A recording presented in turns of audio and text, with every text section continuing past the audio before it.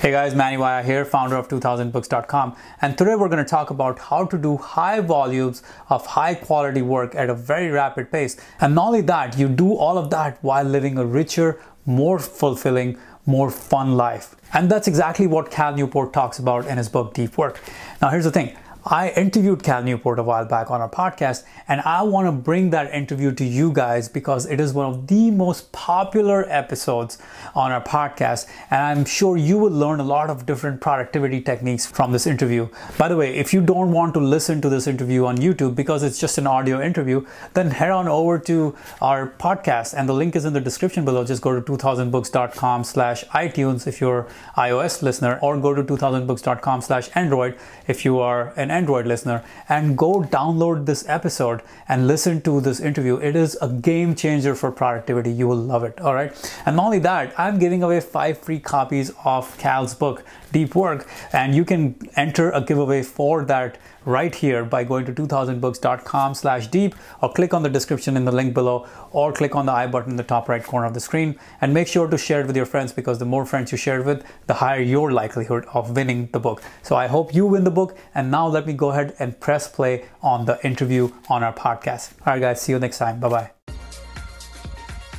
In this episode of 2000 Books, Cal Newport, who is a computer scientist, teaches us 3 strategies to produce more work at higher quality while living a fuller, richer life.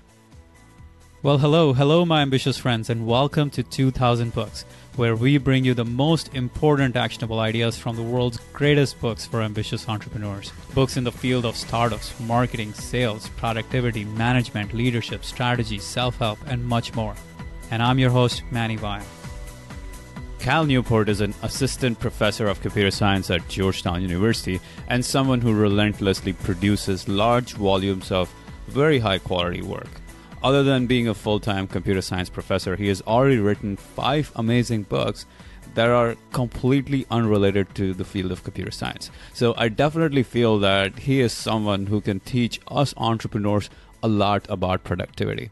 Today, we're talking about his most recent book, Deep Work: Rules for Focused Success in a Distracted World.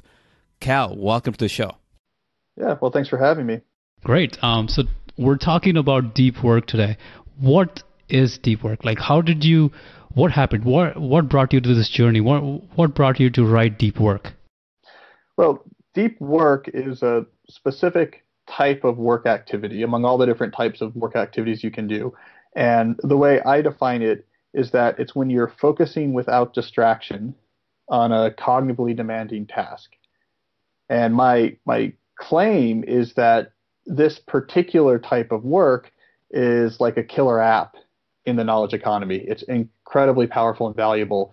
So I'm trying to spread the word that this tier 1 skill, if you learn how to do this and do a lot of this, you can have huge acceleration in your career. Yeah, absolutely. It's so important in today's day and age, given where we are with the distraction, with so much distraction that's all around us. So, really important idea. Now, let's talk about why. I just started the discussion, but why is deep work really required in today's economy? Or it was always required, but why has it become so urgent now? What's going on? Yeah, I think it's important to point out that this is a change. That if you go back 100 years ago, right, deep work was actually valuable only for a very small fraction of the economy. There's a very small number of people, maybe some scientists and professional thinkers and writers, for which deep work actually helped their career. But for the vast majority of people in the worldwide economy who are doing mainly manual or rote jobs, the ability to perform deep work didn't matter. So a big argument I'm making is that shifted, and as we've moved increasingly towards a knowledge economy, deep work is becoming much more universally valuable. So that basically for almost any non-entry level knowledge worker, if you are really good at focusing intensely on work and you're really good about protecting and scheduling that time, it will make you better at your job. You will do better. But you're right. I have to support that claim. That's a claim, but we have to argue why it's true. And there are a couple of reasons. I'll give you one right now. If you can perform deep work, you are able to actually learn complicated things quickly. In fact, to learn complicated things quickly, almost by definition, if you look at the psychology or neuroscience of it, almost by definition, you have to be in a state of deep work. So those who are very good at deep work can pick up complex new skills and idea quickly, which we see a near consensus among economists these days that in an increasingly competitive knowledge economy, the ability to keep up with ever-changing complex ideas and systems is becoming crucial. So deep work is the tool you need to actually accomplish that goal.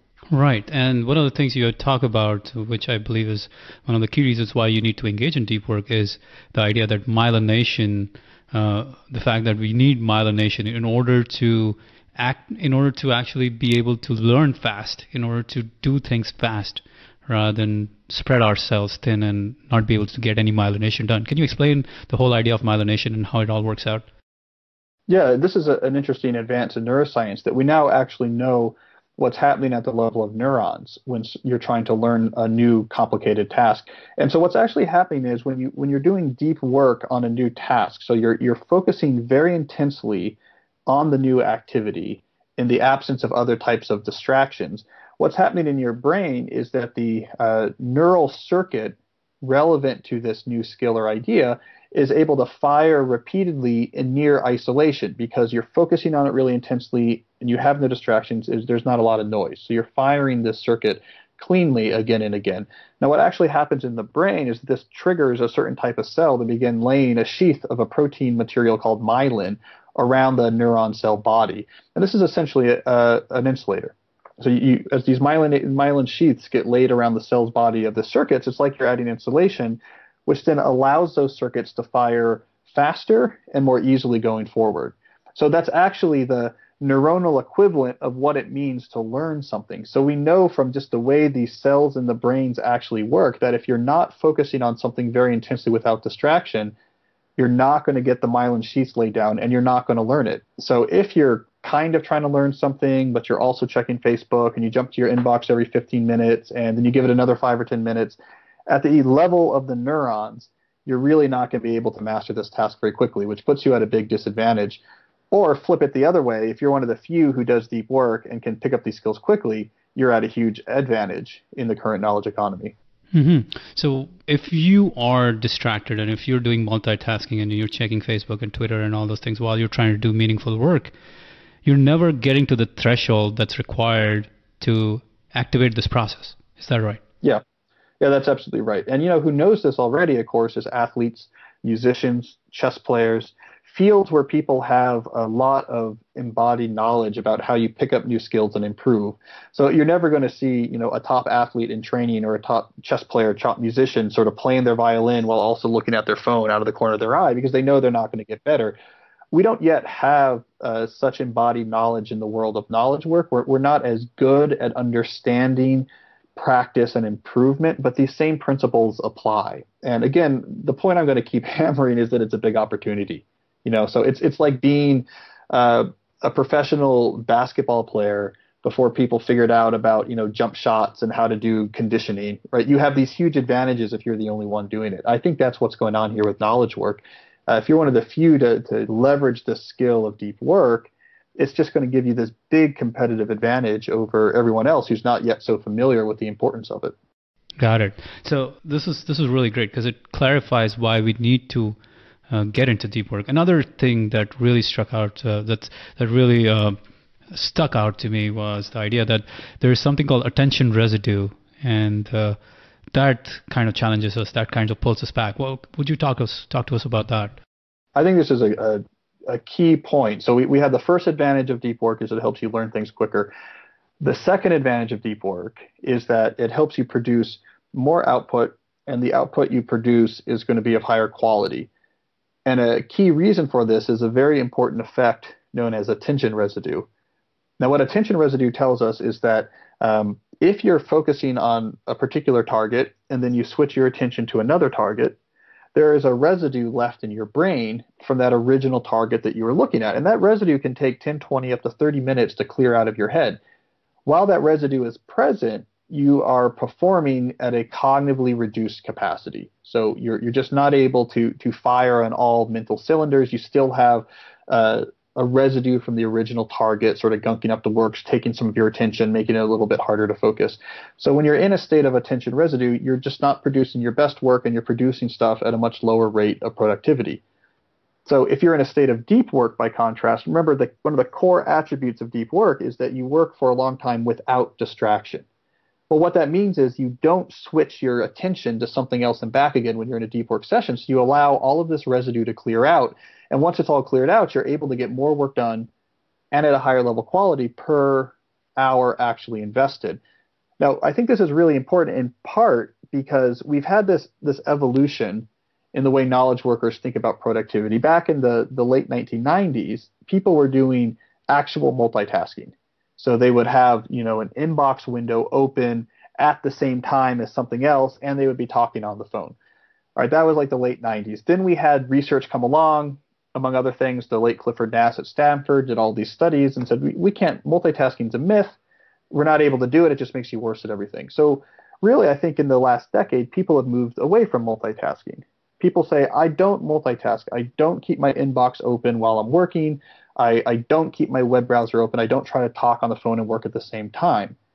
But what people are doing instead is what I call a bunch of just checks.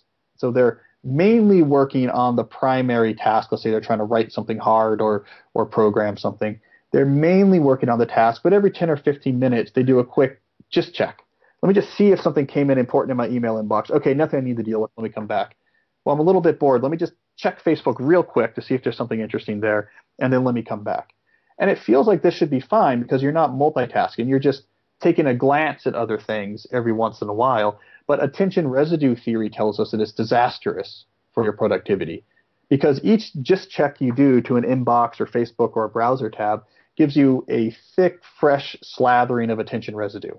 And so what happens is the way that a lot of knowledge workers are working today, where you're mainly doing one thing but doing just checks every 10 or 15 minutes, keeps them in a constant state of reduced cognitive capacity, which means they're not producing their smartest thoughts and they're producing a fraction of their possible output. So if you instead really do deep work, long periods of time with zero just checks, zero distractions, where you're really focusing hard, it can seem almost like a superpower at first. You just produce stuff at such a faster rate and of such higher quality that it can even baffle people. They're wondering, I don't understand how you do this. Where are you finding the time to get it done? So I think it's one of the more exciting advantages of deep work. It's like you're taking some sort of neurotropic drug that's making you into a super concentrator, but really all you're doing is removing the handicap that's affecting most of your peers. Mm-hmm. And I can vouch for what you just said, because what happened today was I work with Pomodoro timer, so 30 minutes off, and then I take a 5-minute break, and then back to 30 minutes on, and then a 5-minute break, and again 30 minutes on. However, in those 5 minutes, I happened to check my Facebook status, on which there was a heated political discussion going on right now, and I got involved in that, and that totally screwed up the next 1 hour of my productive work, because I kept on going back to that. How dare that person say that? How come that person said that? And that was attention residue really killing everything I had. Yeah, I think people are very familiar with it. And email inboxes are actually like a mechanism that's designed to create the maximum attention residue in the shortest amount of time. Because when you look at an email inbox, you're almost certainly going to see something that requires your attention, but that you can't really give your attention to at the moment. You're going to see a thing from your boss or a colleague. You know you're going to have to respond to him a little bit later that day, but you don't really have time to do it at the moment. And that's killer. That's as bad as seeing a heated political discussion, because we all have this experience of writing emails in our head. I'm sure this is very familiar, where you're walking, you're in the shower, and you find yourself like writing a response to an email, completely mundane, right? But our mind, when it knows like, I have to communicate with this person, I have to reply to him, it's fixated. What am I going to say? Even if it's boring, what am I going to say? How am I going to say it? And it just really gunks up the work. So inboxes, I think in particular, are killer for attention residue, because 5 seconds glance is all you need to see 5 core messages that you know you have to respond, and that just hijacks your brain for such a long time. Yeah, so true. Now let's talk about probably the meta thinking behind why deep work is really important, which is the idea that what we focus, like what we put our attention to, is what we really become. I think that's what you also argue in the book. So tell us a little bit more about that. Yeah, so we've just done 2 sort of economic advantages of deep work, that you learn things quickly and you just produce much better stuff at a much faster rate. But when I was doing research on the topic, I came across what you were just talking about there, which is, I think, more of a philosophical advantage of deep work, which is that when you build a working life around deep work, which is what I'm advocating. And to be clear, I'm advocating a relatively radical change. I'm not talking about be a little bit less distracted, just don't check your email first thing in the morning. I'm talking about a pretty radical change in your working life where deep work is your core activity and you spend hours at it every day, you practice it, you take it very seriously. In addition to the economic benefits of this deep work lifestyle, there's these philosophical benefits in that if your day is filled with a lot of deep work, the day will be more meaningful, the day will feel more satisfying. People whose careers are built around deep work like their work a lot better. And what you just mentioned is kind of a big reason behind it, is that our mind sort of constructs its understanding of its world based on what you pay attention to. And so if you're constantly paying attention to a lot of small things and trivial things and minutia and what's on Twitter and Facebook and email and constant communication, the sense of the world your mind creates is that it's very frenetic and it's very stressful, and that there's all of these social mind traps that you're triggering that's making people upset, and that you just see your life as stressful and busy. I mean, think about anyone you know. If you say now, hey, how are you doing? They say, oh, busy. Because their mind has constructed this understanding of their world as like it's frenetic, it's busy, it's stressful. If you spend lots of your time just focused on a small number of things that are valuable, you're creating things that are really valuable. Instead, the understanding of the world that your mind creates is like, well, the world is one in which, I apply my skills to create things that are valuable, in which craftsmanship matters, in which I'm proud of what I do. And this type of craft-focused, output-focused, less frenetic type world is an image of the world that's a lot more fulfilling and meaningful and a lot less stressful. So you talk to a deep worker, they might be incredibly productive, incredibly effective, but if you say, how are you? They're unlikely to say busy. They'll say, oh, I'm doing pretty well. Let me tell you something I've been working on that I'm pretty proud of. It's just like a different type of worldview. And, I talked about people don't realize that the sort of low base level of anxiety that is self-imposed when you spend your life constantly jumping back and forth between things. And I like to tell the story that when I was doing the first month of promotion around this book, it was a month that drew me back from my normal, very carefully calibrated deep work lifestyle. It drew me back into a lifestyle where I was doing a lot more communication and a lot more being on the internet and jumping around, just because there's a lot of frenetic activity that surrounds a book launch. And I felt it almost immediately. Almost immediately, my background level of anxiety jumped up 5 levels. And to me, I noticed it immediately because it's usually not there, but it really got me thinking. I think for a lot of people, a lot of knowledge workers in particular, that background level of anxiety is just taken as, well, this is just normal. This is just what it feels like to sort of be sort of alive in a world of work. And we don't even realize that it's self-imposed. So this is sort of the big philosophical advantage of deep work, is that it makes your life feel more meaningful. It makes your background anxiety lower. It makes you more satisfied with life. And I think that's as important as the economic benefits. Absolutely. And just to talk about how, as entrepreneurs, this becomes such a mess because we have so many things coming in and going out on a daily basis.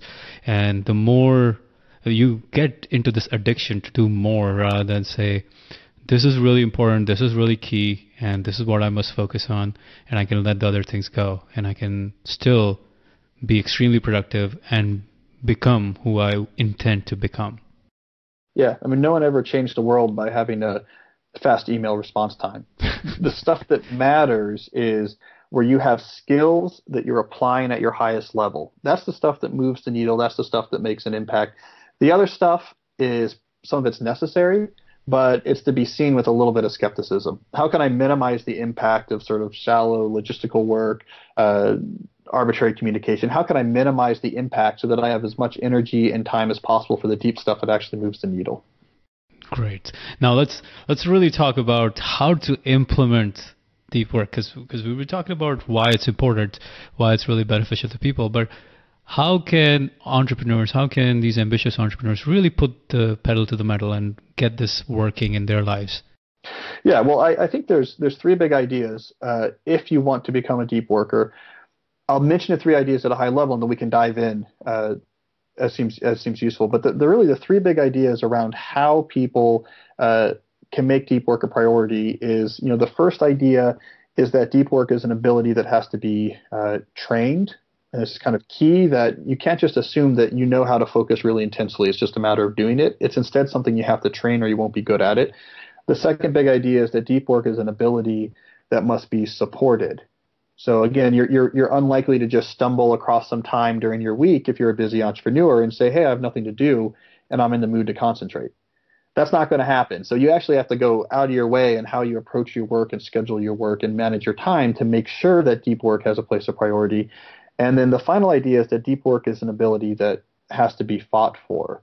So it's actually goes contrary to a lot of trends right now in the world of work and in society generally. So to make deep work a priority, you're going to be pushing back on some trends out there, like the importance of connectivity, the importance of social media, the importance of being busy. You're going to be pushing back on some pretty powerful trends out there in our cultures of work and society as a large. So you have to be ready for it and have some ideas for how you're going to navigate that successfully. So you have to deal with all three of those ideas if you're going to successfully transition into a deep work type lifestyle. Mm-hmm. And the first thing you said was training it. Is that right? Or that's right. Training. And how do we train it? Yeah, it's a good point. There's two types of training that are relevant. So again, the underlying motivation here is that people often get this wrong. They think about deep work as a habit like flossing, something they know how to do. They just need to try to do it more often. Like, yeah, I'm too distracted. I should probably put aside more time to focus. But the reality is that deep work is absolutely a trained skill like playing the guitar. And it's something that if you haven't practiced systematically, you shouldn't expect to do it well. And I think the reason this point is important is that if you get this wrong, it's easy to get frustrated early on. So a lot of people will say, yeah, I should try to focus more. Maybe they set aside some time. I'm just going to concentrate. And it doesn't go well. It's uncomfortable. Their mind is rebelling. They can't really concentrate that hardly because they haven't practiced it yet. And they feel frustrated and they come away with the conclusion, well, maybe I'm just not a deep work person. And then they go back to what they're doing before. So when you understand, like, no, you have to train it first, those type of experiences are not so frustrating because you say, well, of course, I'm not that great at it. I haven't really done a lot of training, but I also have confidence that I could get better if I put in the time. So the two types of training that matters is the first type is that you need to detox your brain from an addiction to novel stimuli. And this is often missed, but if your brain has been trained that at the slightest hint of boredom, it's going to get a novel stimuli delivered through a web browser or your phone. Like, I'm a little bit bored. Bam, let me see my email. Let me see Facebook. Let me see Twitter. Let me see something that's new, novel, and interesting. If you've trained your brain to expect this at all times, it's not going to be able to work deeply when it comes time to work deeply. It just won't be able to tolerate the lack of novel stimuli when you're actually concentrating on the same thing for a long amount of time. So you actually have to detoxify your brain from that addiction if you're going to succeed at deep work. And so I like to use the phrase, you need to embrace boredom, but essentially every single day you need to spend a lot of time where maybe your brain wants some novel stimuli and you just say no. And there's simple things you can do, but at home, for example, say this is the hour in which I'm going to go on the internet and do internet stuff. All the other hours, I'm not. And if I'm watching a show and there's a commercial, then I'm just going to be bored during the commercial. Or if I'm reading a book and I'm a little bit bored, then I'm just going to be bored. I'm not going to glance at my phone. Or if I'm in line at the bank, I'm just going to be in line at the bank. And I guess I'll just have to look around and think about things, and I'm not going to pull out my phone. The second type of training is you actually can push your brain to concentrate deeper and deeper. And here, any sort of skilled activity that gives you immediate feedback about your effectiveness helps. So it could be like playing poker or bridge, athletic endeavors that really require you to focus and understand where all the players are on the field in order to do it well. That's a great way to train it. There's various, computer games, books, anything that pushes your brain that have to focus really intensely. And if it doesn't, you get negative feedback, is like doing cognitive calisthenics. So that's going to deepen your level of depth. So you have to do two things. You have to wean yourself off of an addiction to distraction and embrace boredom. And then two, you have to go out of your way to push yourself into scenarios that pushes your brain, forces you to concentrate, and gives you clear feedback so that you maintain that concentration. So you're increasing your capacity to be undistracted while also increasing your capacity to focus really intensely during those periods. So it's like the latter, which is, it's almost like gamification, or might I say, it's like the flow experience. That's how we get it. Like that's kind of the defining characteristic of flow, where we're forcing ourselves, we're pushing our comfort zone, but at the same time we're getting feedback whether we're doing it well or not. Yeah, really the relevant science here would be deliberate practice. So if you study the science of deliberate practice, which is the best framework we have right now for understanding how people become elite level at performance, we know that they do something called deliberate practice, which is where you're pushing yourself past your comfort level while getting very specific feedback about, okay, you're doing the right thing here, you're not doing the right thing there. That's how people get good at things that are hard. And so any type of game or activity that allows you to do deliberate practice on something cognitive is like doing pull-ups for your brain. Mm-hmm. That's great. And the second thing you were saying, it's so deep work is an ability that you have to support. Support. And how do you support it? Yeah, there's several things that can matter. I think routines and rituals play a big role. So it can take a lot of willpower to wrench your attention away from interesting things and say, now I'm just going to focus really intensely on something for a long amount of time. So if you can have, for example, some sort of ritual that you always do before you start deep working, that can really help make that transition much easier. So I talked, for example, in my book about how Charles Darwin, when he did his thinking every day on the origin of species, the ideas behind the origins of species, he had a particular path that he would walk through the grounds of his estate in England. And that helped him switch into the mindset of, okay, now I'm going to think deeply. He didn't have to wrench his attention away just arbitrarily. He knew, oh, this walk is connected to deep work. Routines is about how do you actually schedule deep work into your life as a professional. And I think an important point here is that there's different ways, different philosophies of how you can schedule deep work. And it really depends on your personality, and it depends on the type of job you have. So, one successful philosophy for scheduling deep work is what I call the bimodal philosophy. And this is where you occasionally put aside a large amount of time, 1, 2, 3 days, where you do nothing but deep work. No email, no social media, no distraction during those periods. But then outside of those deep periods, you're just doing your sort of normal work, more shallow, not a lot of intense thinking. This is popular for some people. Bill Gates still does this with his Think Weeks a couple times a year. He puts aside a whole week where he does nothing but think deeply. I talk in the book about a professor named Adam Grant, who's also an author. He wrote Give and Take, more recently The Originals. Yeah, he does this for his academic work. He will put aside 1, 2 to 3 days and treat it like a vacation. So there's an out of office notification on his email. I'm not around. They can't answer your email. He's unreachable during those periods, incredibly deep. But then outside of those periods, he's very accessible. So that's one approach. But another philosophy, for example, is that people find it's much more effective to do what I call the rhythmic philosophy, where it's just a set time, the same days, the same time every week in which you do your deep work.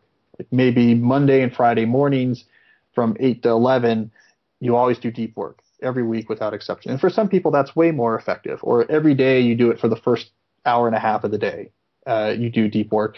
And so that for other people, that's more successful. And the bigger point there is that you want to find a concrete philosophy. So you understand this is how I schedule deep work. You don't leave it up to chance. You don't leave it up to whim.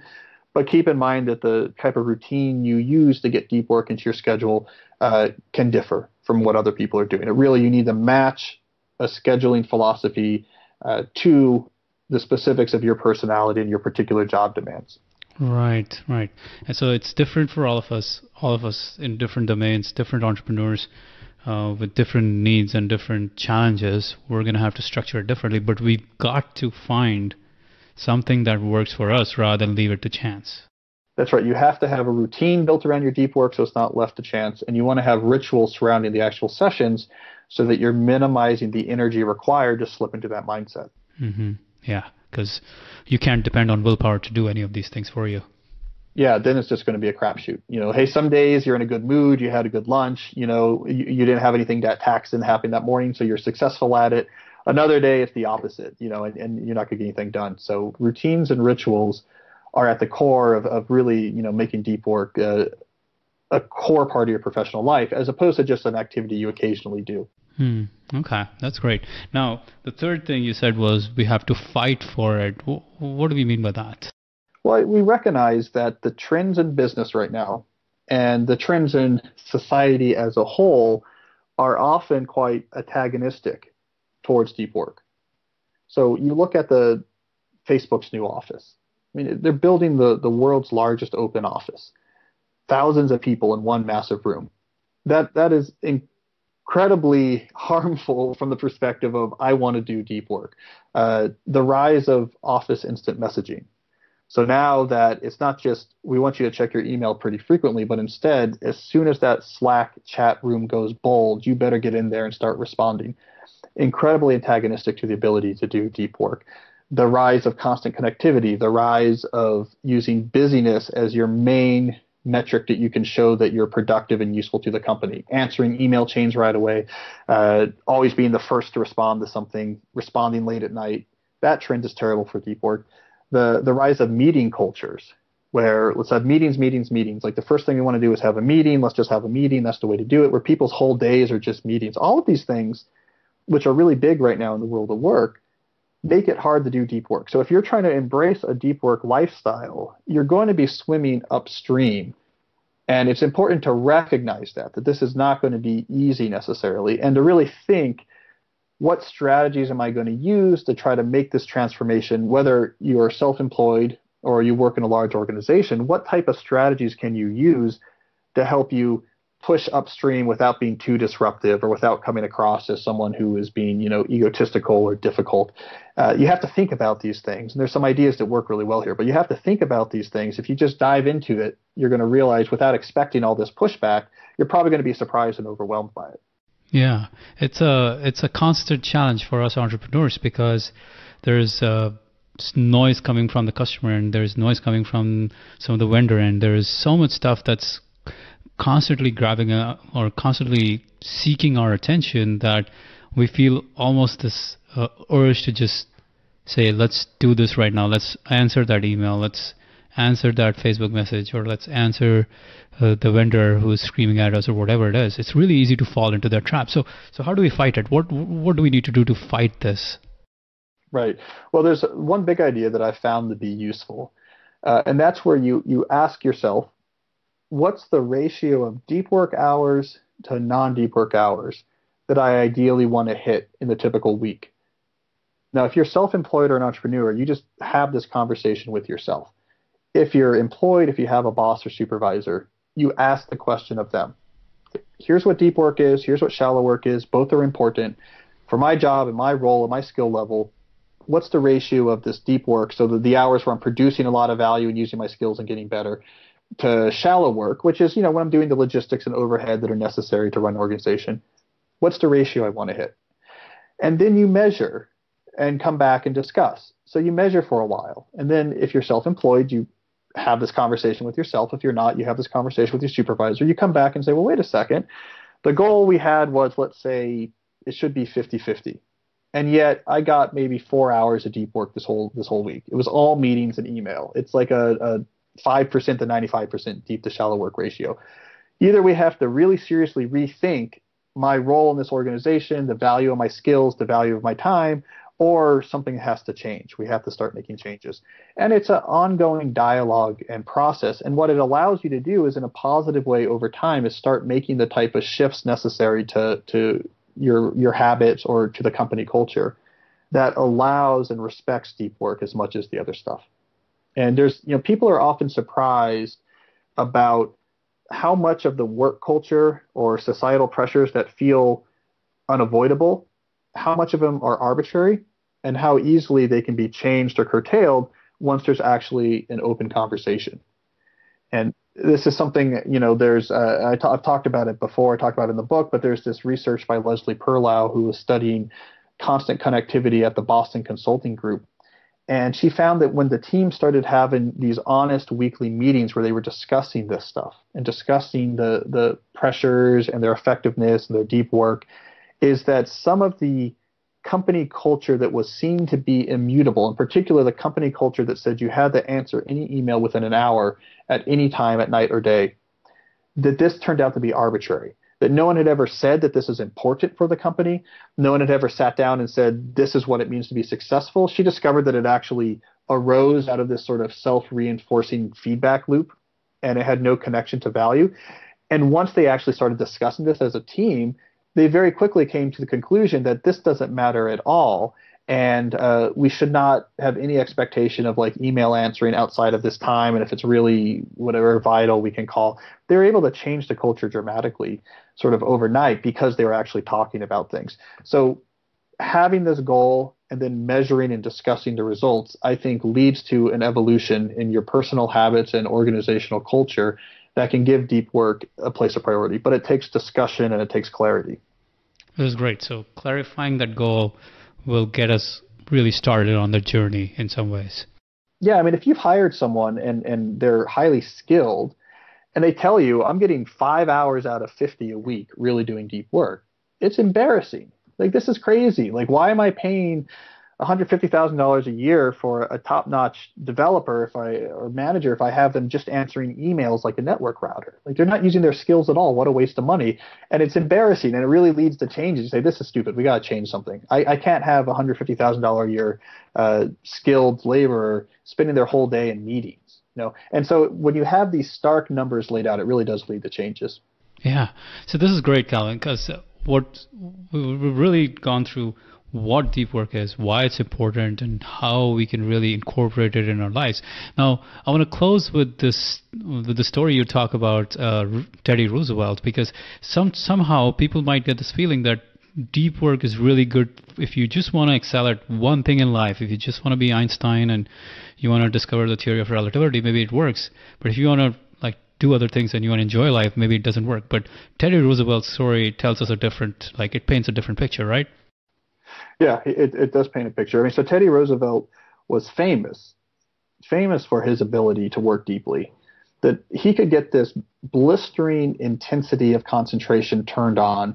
And when he could turn it on, it allowed him to produce a massive amount of high quality work for a relatively limited amount of hours actually spent. So he's this great example of deep work being like a superpower. It's how, for example, he was able to get good grades in Harvard, even though he confined his studying to a very small number of hours per day, because he could do his studying with such intensity that in 1 hour he could get done what the typical semi-distracted undergrad might spend 3 to 4 hours to do. When he was in law school at Columbia, while also involved in political life after Harvard, he wrote what ended up being an incredibly influential book on naval strategy. It was about the Naval War of 1812, and he really got into all of the original documents and figured out the armaments and strategy, and was a very influential book. He wrote this on the side while having a sort of a very busy life as a law student and politician and member of social society.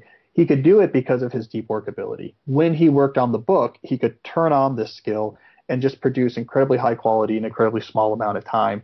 So he's a great example because he underscores what you just said. Deep work is no longer a sort of affectation of a very small number of people who all they do is think for a living. Deep work is not a skill that's just relevant to philosophers and professors and novelists. In the knowledge work economy, it really is the killer app. And to emphasize, I'm not the only one saying it, that phrase, deep work is the killer app of the knowledge economy, it's not mine. Actually, that phrase comes from The Economist in an article from their January issue where they were surveying ideas about deep work, including my book, among some others. That was actually The Economist's phrase, that it's clear when you look at this research that it is true that deep work is the killer app of the knowledge economy. So if you have a non-entry level knowledge job, if you're doing something more than just administrative work, if you're doing something more than just moving messages around, if you make deep work a priority in your life, if you train it like you would train any other tier 1 skill, if you go out of your way and fight to make it at the center of your working life, you are just going to produce much more than your peers. You're going to produce at a much higher quality. You're going to pick up new skills and ideas very quickly. It's like a superpower. And your working life is going to seem more meaningful and satisfying. So I really can't think of a single other activity that you can do right now in our current economy that has so many powerful benefits. So that's why I'm so excited about this idea and this conclusion that any way you look at it, a deep life is a good life. Yes, deep life is a good life. And that's why to all my fellow ambitious entrepreneurs out there, I want to say you got to read this book. You got to learn from Cal what he's talking about. 'Cause there's so much great stuff in there, Cal. How can people get hold of what you're teaching and anything else that you're... Well, on my website, calnewport.com, I have a blog where I've been writing about these ideas for years. So you can learn a lot there. You can sort of test out the ideas. I'll tell you, I'm otherwise relatively hard to contact. I've never had a social media account on purpose, because though there's some value in that, the value of being able to do undistracted deep work is much more important to me. I also don't have a general purpose email address you can use. That is something that anyone can use, and I guarantee to answer. So I am kind of hard to reach. But let that be a demonstration on the deep life. It turns out that even if you've never had a Facebook account or a Twitter account and you're hard to reach, you can still be professionally successful. You can still have friends. You can still know what's going on in the world. You can still sell books. So let my hard to reachness be a case study of a deep life actually is feasible even in today's connected world. This is great. Thank you very much, Cal. Thank you. I'm giving away 5 free copies of Cal's book, Deep Work, and you can enter a giveaway for that right here by going to 2000books.com/deep, or click on the description in the link below, or click on the I button in the top right corner of the screen. And make sure to share it with your friends, because the more friends you share it with, the higher your likelihood of winning the book. So I hope you win the book.